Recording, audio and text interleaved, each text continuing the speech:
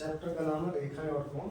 इसमें प्रमेय नंबर 1 पहली प्रमेय है, यदि दो रेखा परस्पर प्रतिच्छेद करें तो शीर्षाभिमुख कोण बराबर होते हैं। दो रेखाएं दिया है, दो रेखाएं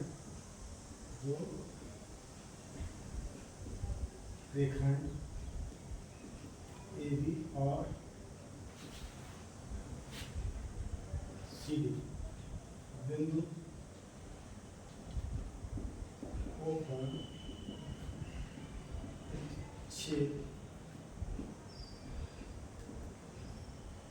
करते हैं, ठीक है। प्रतिच्छेद करती सिद्ध करना है, सिद्ध करना क्या सिद्ध करना है? शीर्षाभिमुख कोण ये वाले number 2 angle C O B बराबर angle A O D. Number 2 angle A O C बराबर एंगल डी ओ बी या बी ओ डी, ठीक है। कुछ भी लिख सकते हैं। रचना वो क्या करेंगे,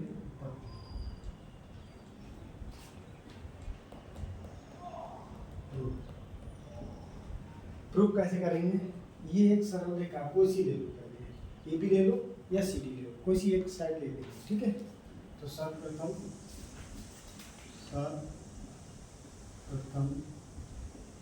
सरल रेखा ए ओ बी ले लो, कोई से एक ले सकते हैं, ठीक है। तो हमने ये वाली ले ली, तो इसमें क्या हो जाएगा, जब सरल लिखा तो दोनों कोणों का योगफल कितना होगा, 180 होगा। इसलिए angle A O D plus angle D O B बराबर 180, ठीक है। अब सी ओ डी ले लो, अब सी ओ डी सरल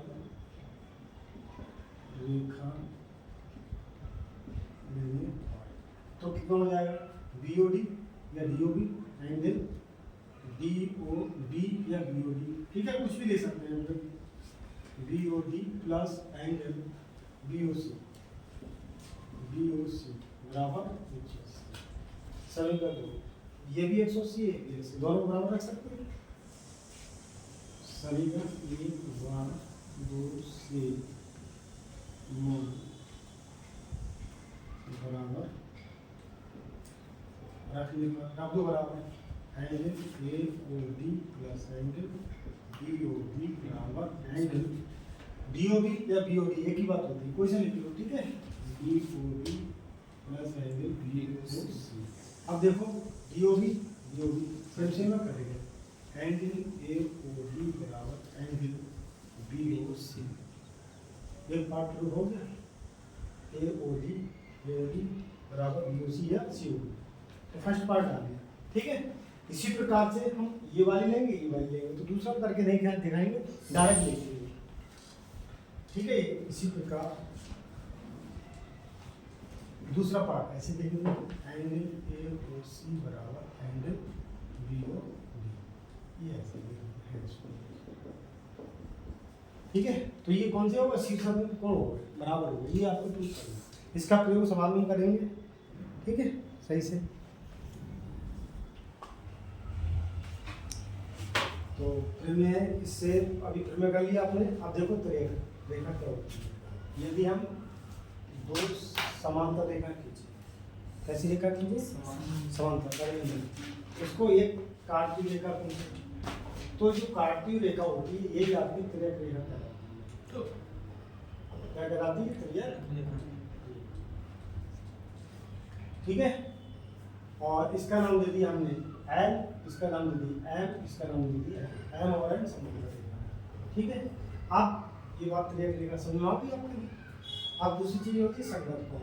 संगत कोण क्या होता है, ये आपके ये दो समांतर रेखा एम और एन समांतर रेखा है, एम पहले समांतर रेखा है, तो इस पे नाम दे देते हैं हम 1 2 3 4 5 6 7 हमने नाम दे दिए, ठीक है। अब हम बात करते हैं संगत कोण। तो संगत कोण कौन से होते हैं? ये आपके ये नीचे वाला 4 का 5, 3 का 6, ठीक है, 2 का 7 संगत कोण, नीचे वाला होना चाहिए रेखा। ऊपर का तो एंगल 2 बराबर एंगल 7 संगत कोण है, ठीक है। और 2 बराबर 7, 1 बराबर 8, 1 बराबर एंगल 8, 4 बराबर 5, 4 बराबर 5, 3 बराबर 6, 3 बराबर 6। ये सभी आपके संगत कोण कहलाते हैं। ऊपर वाला ऊपर वाली साइड में, नीचे वाला नीचे वाली साइड, ठीक है। अब आता है एकांतर।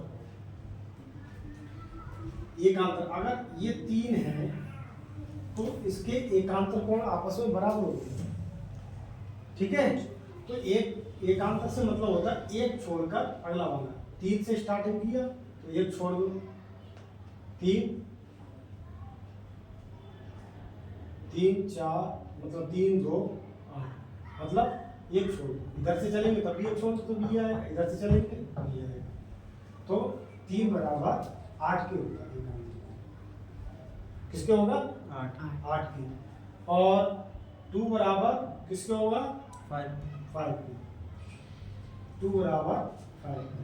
ये एकांतर अंतःकोण है। कौन से हैं? अंतःकोण। एकांतर बाह्य कोण 1 बराबर 6 के, एंगल 1 बराबर 6 के। बाह्य वाला 1 2 दूसरा साथ में छोड़ दिया, छठा आ गया। 1 बराबर किसके? 6 के। और 4 बराबर 7, 4 बराबर 7। ये कौन से कहलाते हैं? अंतःबाह्य कोण। एकांतर बाह्य, ठीक है। संगत कोण हो गए, त्रिज्यक रेखा हो गई, एकांतर कोण। तो ये चीज आपको आ गई सही से, तो कोई भी सवाल है आप कर लेंगे, ठीक है। आगे चलते हैं। बड़ा हल्का दिखाई दे रहा है, ये हल्का चल रहा है वहाँ पे। ये डालना ये देखिए।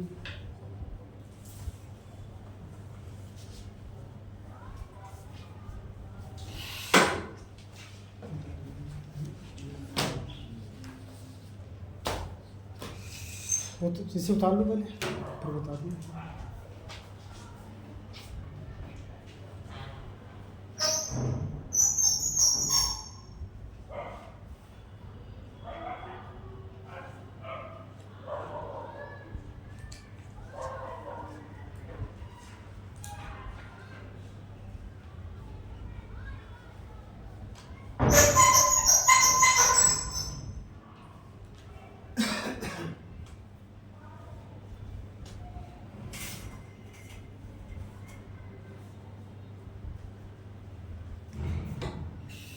बताओ तुम क्या कह रहे हो? देखो सूत्र ज़्यादा मत याद करो, इसमें भगत सूत्र की कराएंगे, याद रखने पर सूत्र याद नहीं करने पड़ेंगे इसमें। सवाल तो करो, तो सूत्र रखोगे तो सूत्र रख नहीं पाओगे। हम भगत सूत्र का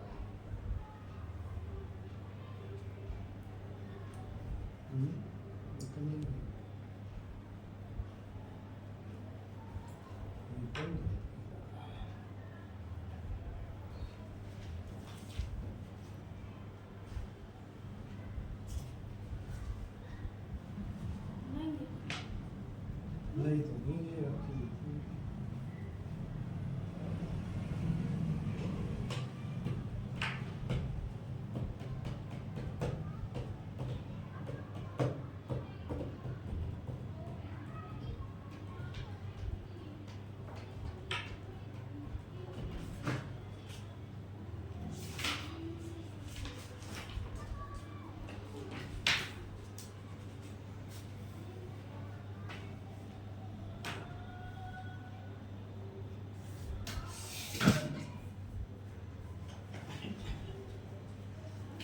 हजार बता देना। कौन सा सूत्र है? ऐसा मत कहो। एक टॉपिक पे चलो, कहाँ पहुँच रहे हो? ये कौन सा? ये वाला? इसमें तो सॉरी है नहीं, ये सबके मिक्स है। तो वस्तु या सेवा का जीएसटी, जो भी वस्तु हम खरीदते हैं उस पर हमें कर टैक्स देना पड़ता है, उसे वस्तु की सेवा का जीएसटी है। ठीक है, जीएसटी कहते हैं वस्तु खरीदते हैं। पहले कहते हर चीज पर कर होते हैं, अब कर होते हैं लेकिन लिखा नहीं जाता। यह एक दुकानदार ग्राहक से लेकर सरकार के पास जमा करता है, इसको विक्रय मूल्य जोड़कर ग्राहक से लिया जाता है। ठीक है, जैसे एक टी शर्ट 800 रुपये 8% पैसे बिक्री में जाती है, टी शर्ट का कोई मूल्य आता है। ये तो कह रहे मैंने ना टैक्स दरवाज कर सकते 116 100 में जोड़ के 73 हाँ लाभ हुआ तो 116% डायरेक्ट कर दो। तब तो तुम कर सकते हो। ठीक है, ऐसे इसमें 108% निकाल दिए, इसमें करना ही नहीं पड़ेगा, हो जाएगा 108%। इसमें जीएसटी के जूतों में क्या 8% है तो 108% इसका भी निकाल देंगे, प्लस करके ये प्लस करने की जरूरत ही नहीं, डायरेक्ट 108% निकाल दो। मुझे कुछ और क्या है, 3200 रुपये जूते खरीदे, 8% जीएसटी भी शामिल है, तो जीएसटी के जूतों का मूल्य ज्ञात कीजिए। जीएसटी मिलाकर जूतों का मूल्य इतना, तो शेष पूछ रहे हैं तो कैसे करना पड़ेगा 8%? ठीक है, तो ये करके देखो ना पहले उदाहरण, पहली बार तो कहो भैया,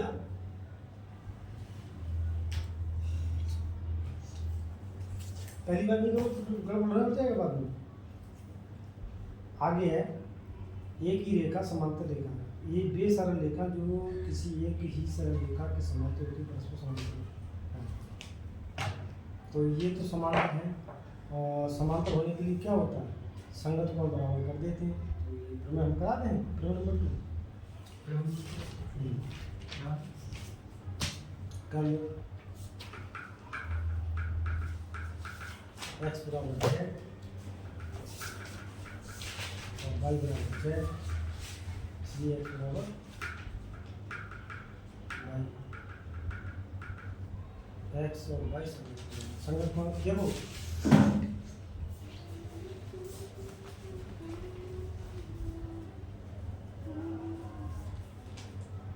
इसमें हमें दिखाना है कि रेखा समांतर है, तो समांतर होने के लिए संगत कोण बराबर दिखा देंगे तो रेखा समांतर हो जाएगी। ठीक है, ठीक। और संगत कोण बराबर नहीं होगा तो रेखा समांतर भी नहीं होगी। तो नंबर 2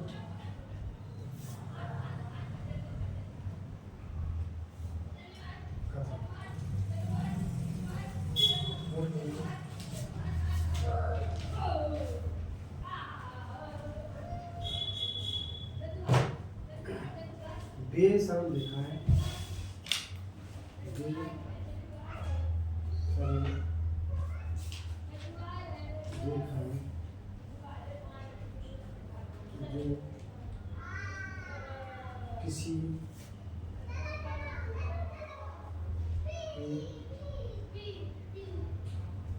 जो किसी एक ही सरल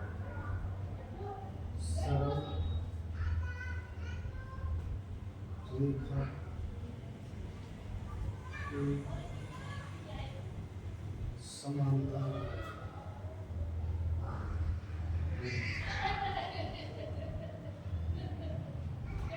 परस्पर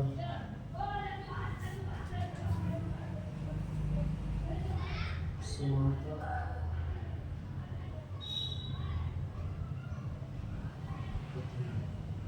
ठीक है, यहाँ दिया है बेसरल रेखा जो किसी एक ही सरल रेखा के समांतर है, जो परस्पर समांतर होती है। ठीक है, तो आगे हम करते हैं नंबर 2, बेसरल रेखा जो किसी एक ही सरल रेखा के समांतर परस्पर समांतर होती है। तो एक रेखा हमने मान लो इसमें दी है, एक रेखा आपको L और N, एक रेखा दी है N,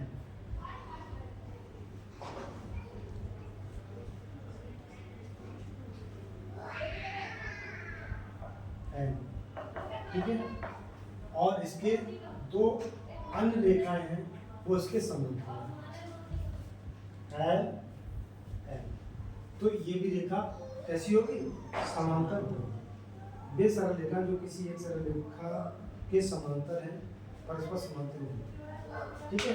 तो इसमें हमने क्या किया, एक तिर्यक रेखा खींच ली, ठीक है, एक तिर्यक रेखा खींच ली। ये भी एक कोई तिर्यक रेखा है, ए बी। तो पहले लिखेंगे दिया है एल समांतर एन और एल समांतर एन और एम समांतर एन, ठीक है। दो रेखा ये वाली हैं, ये तीसरी रेखा के समांतर है, ये आपको दे रखा है, ठीक है। दो रेखा खींची गई है वो तीसरी रेखा के समांतर है। और समांतर होने की कंडीशन आप जानते हैं क्या होती है, तो सिद्ध करना है, सिद्ध करना है। तो यहाँ पर एल और एन आपस में समांतर है, एल एम के है, एम एन के है, तो दोनों में एन कॉमन है और बचा क्या एन। तो ये हमें करना एल समांतर एन, ठीक है। तो हमने रचना कर दी, अलग से एक टर्म डाल दिया रचना। रचना क्या किया, ये भी एक रेखा खींची, एल एम एन में ए बी एक तिर्यक रेखा खींची, ठीक है।